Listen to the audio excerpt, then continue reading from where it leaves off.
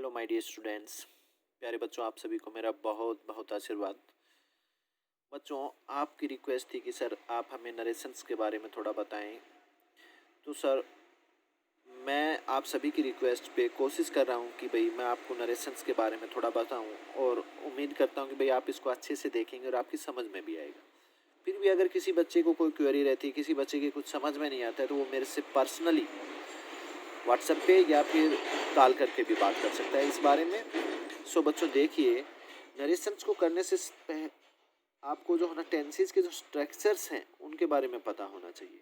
इसीलिए मैंने इनको आपको नरेशन कराने से पहले कल मैंने इनके बारे में आपको बताया था। तो आज मैं जो है ना नरेशन को आपके लिए करने जा रहा हूँ। तो सबसे पहले तो ये नरेशन होता क्या है। आपसे कोई पूछे कि भाई नरेशन क्या होता है, तो नरेशन की डेफिनेशन क्या होगी बच्चों? The art of reporting the words of a speaker is called narration. The art of reporting the words of a speaker is called narration. वक्ता के शब्दों को कहने की कला, वक्ता के शब्दों को कहने की कला को हम कथन कहते हैं। कथन हिंदी में बोलते हैं इसको। नरेशन को हिंदी में क्या बोलते हैं हम? कथन।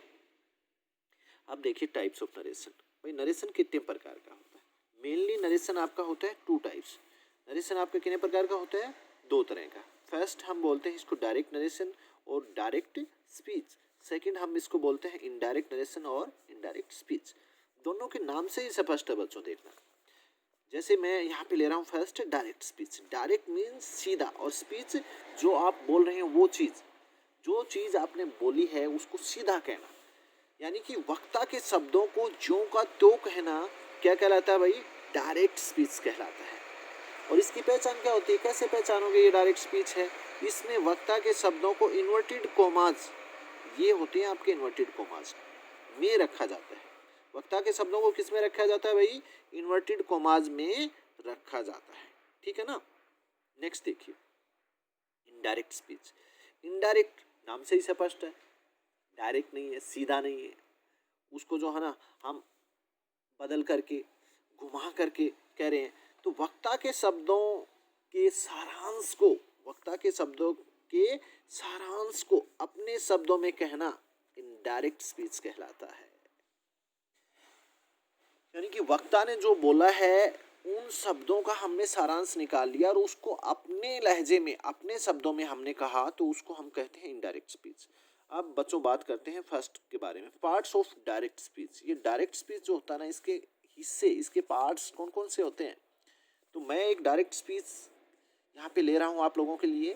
Mohan said to me, comma, inverted commas start, you are my best friend, full stop और इन्वर्टेड कॉमाज क्लोज। तो बच्चों यहाँ पे देखना, मोहन, मोहन जो है, ये मोहन के स्थान पर कोई भी नाउन प्रोनाउन हो सकता है, उसको हम क्या बोलेंगे? रिपोर्टर बोलेंगे। उसको हम क्या बोलेंगे? रिपोर्टर। ठीक है ना, उसको हम रिपोर्टर बोलेंगे। नेक्स्ट सेड टू मी, इस सेड टू मी को हम कहते हैं रिपोर्टिंग वर्ब। क्या कहते हैं भाई? Reporting verb. नेक्स्ट जो इन्वर्टेड कोमास के अंदर देखना जो पार्ट बंद है, उसको हम कहते हैं रिपोर्टेड स्पीच। क्या कहते हैं? Reported speech. तो there are three parts of a direct speech. First reporter, second आपकी रिपोर्टिंग वर्ब, और थर्ड क्या हुआ बच्चों? Reported speech. अब इसके कुछ नियम हैं। जब हम डायरेक्ट स्पीच को इनडायरेक्ट स्पीच में बदलते हैं तो कुछ सामान्य से इसके नियम हैं, हम उनके बारे में चर्चा करेंगे। तो सबसे पहला नियम आपके लिए क्या होगा भाई? सबसे पहला नियम आपके लिए होगा, देखना जरा, some general rules for changing direct speech into indirect speech। First होगा, हमारी रिपोर्टिंग वर्ब को देखेंगे। आपके पास जो रिपोर्टिंग वर्ब है ना, उसको बड़े ध्यान से देखना है। और ध्यान से क्या देखना है उसमें? कि इसमें टेंस कौन सा है। देखेंगे अगर रिपोर्टिंग वर्ब प्रेजेंट और फ्यूचर टेंस में है तो डायरेक्ट स्पीच से इनडायरेक्ट स्पीच में बदलते समय रिपोर्टेड स्पीच का टेंस चेंज नहीं होगा। आपने रिपोर्टिंग वर्ब को बड़े ध्यान से देखना है कि ये कौन से टेंस में है। और अगर आपने टेंसेज के स्ट्रक्चर अच्छे से देखे हैं तो आपको पता होगा कि भैया हमारी जो है ना रिपोर्टिंग वर्ब कौन से टेंस में। अगर वो प्रेजेंट और फ्यूचर टेंस में है तो आपने जो नेक्स्ट पार्ट है आपकी डायरेक्ट स्पीच का, यानी कि कौन सा पार्ट है, रिपोर्टेड स्पीच वाला पार्ट जो कि इन्वर्टेड कॉमास के अंदर बंद है, उसका टेंस चेंज नहीं करना है। और टेंस चेंज कब नहीं करना है, अगर वो आपके पास है भाई इसमें प्रेजेंट और फ्यूचर टेंस में आपकी रिपोर्टिंग वर्ब है। टेंस चेंज नहीं करना है, लेकिन उसमें कुछ तो चेंजेस होंगे। बाकी चेंजेस क्या होंगे, उसमें सिर्फ नाउन प्रोनाउंस को SON 1 2 3 के नियम अनुसार बदलेंगे। अब ये सन 1 2 3 का नियम क्या है भाई, ये 1 2 3 आपको मिलेगा आपकी रिपोर्टेड स्पीच में, और ये SON आपको मिलेगा आपकी रिपोर्टिंग वर्ब में, ठीक है ना। रिपोर्टिंग वर्ब में जो सब्जेक्ट है उसके लिए मैंने S लिखा है, रिपोर्टिंग वर्ब में जो ऑब्जेक्ट होगा उसके लिए मैंने O लिखा है, और N मैंने लिखा है नो चेंज के लिए। N मैंने किसके लिए लिखा है, नो चेंज के लिए। और ये मैंने बताया किसमें होगा भाई, आपकी रिपोर्टेड स्पीच में। तो रिपोर्टेड स्पीच का सब्जेक्ट अगर फर्स्ट पर्सन है तो वो रिपोर्टिंग वर्ब के सब्जेक्ट के अनुसार बदलेगा। अगर आपकी रिपोर्टेड स्पीच का सब्जेक्ट सेकंड पर्सन है तो वो आपकी रिपोर्टिंग वर्ब के ऑब्जेक्ट के अनुसार बदलेगा। और यदि अगर आपकी रिपोर्टेड स्पीच का सब्जेक्ट थर्ड पर्सन है तो वो आपका नो चेंज रहेगा।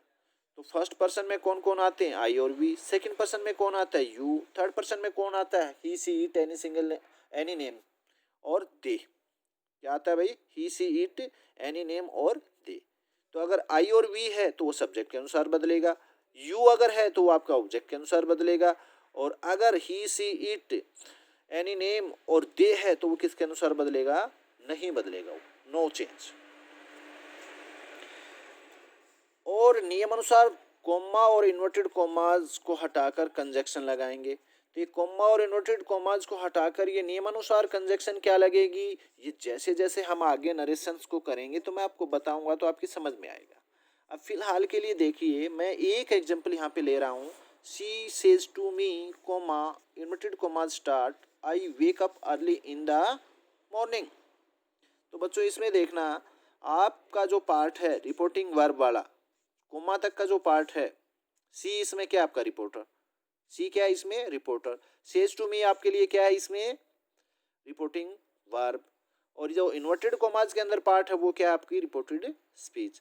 तो सी सब्जेक्ट था, और सी के बाद में से वर्ब की फर्स्ट फॉर्म, उसके साथ एस लगा, सब्जेक्ट सी थर्ड पर्सन सिंगुलर, और थर्ड पर्सन सिंगुलर के साथ वर्ब की फर्स्ट फॉर्म के साथ SEIS कौन से टेंस में लगाते हैं, स्ट्रक्चर्स कल आपने पढ़े थे, बताओ जरा। प्रेजेंट इंडेफिनिट में, तो प्रेजेंट में हुई ना आपकी रिपोर्टिंग वर्ब, तो अगली जो आपकी ये रिपोर्टेड स्पीच है इसका टेंस हम नहीं बदलेंगे, ये नियम है पहला। लेकिन कुछ तो चीजें बदलेंगे, वो चीजें क्या बदलेंगे, कैसे बदलेंगे, मैंने बदला है, देखिए जरा। सबसे पहले तो आपकी रिपोर्टिंग वर्ब है ना, इसी में सेज टू जो ना बच्चों वो टेल्स में चेंज हो जाएगा। मैं आगे कराऊंगा इसको, जब हम डायरेक्ट इनडायरेक्ट आगे करेंगे तो उसमें मैं ये चीज़ आपको बताऊंगा कि कैसे बदल जाता है वो। तो सबसे पहले तो सेज टू आपका किस में बदल गया, टेल्स में। तो सी टेल्स मी, ठीक है। ये कोमा और ये इन्वर्टेड कोमा मैंने हटा दिया है, यहाँ पे कंजक्शन मैंने लगाया है दैट।